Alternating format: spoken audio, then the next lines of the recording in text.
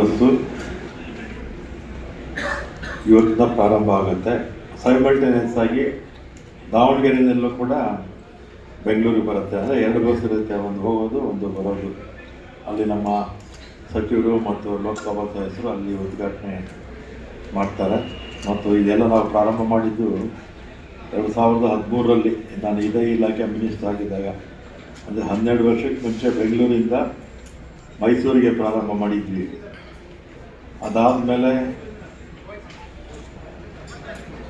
ಮಡಿಕೇರಿ ಮತ್ತು ಕುಂದಾಪುರ,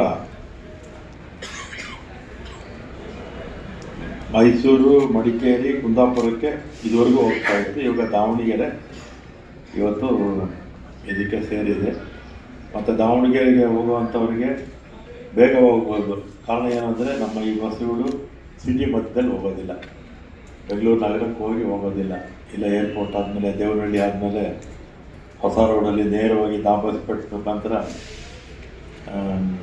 ದಾವಣಗೆರೆಗೆ ಹೋಗುತ್ತೆ. ಅದರಿಂದ ಸಮಯದ ಕನಿಷ್ಠ 2 ಗಂಟೆ ಆದರೂ ಮುಗುತ್ತೆ, 2 ಗಂಟೆ ಸೇವ್ ಆಗುತ್ತೆ. ಇಲ್ಲಿಂದ 5 ಅವರ್ಸಲ್ಲಿ ದಾವಣಗೆರೆ ರೀಚ್ ಆಗ್ಬೋದು. ಅದೇ ರೀತಿ ಅಲ್ಲಿಂದ ಬರೋರು ಕೂಡ ಏರ್ಪೋರ್ಟ್ಗೆ 5 ಗಂಟೆಯಲ್ಲಿ ಬರ್ಬೋದು. ಅದ್ರ ಸಮಯಕ್ಕೆ ಸರಿಯಾಗಿ ಏರ್ಪೋರ್ಟ್ಗೆ ಬರ್ಬೋದು, ಏರ್ಪೋರ್ಟಿಂದ ಅವ್ರ ಊರಿಗೆ ಸೇರ್ಕೋಬೋದು ಅಂಥೇಳಿ ಇದು.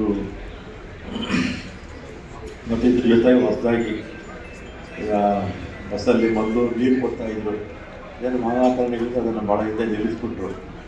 ಇವತ್ತು ನಮ್ಮ MP ಅವರು ಎಲ್ಲ ಅಧಿಕಾರಿಗಳು ಇವತ್ತು ಚರ್ಚೆ ಮಾಡಿ ಒಂದು ಬಾಕ್ಸು ಎಲ್ಲಪ್ಪ ಬಾಕ್ಸಲ್ಲಿ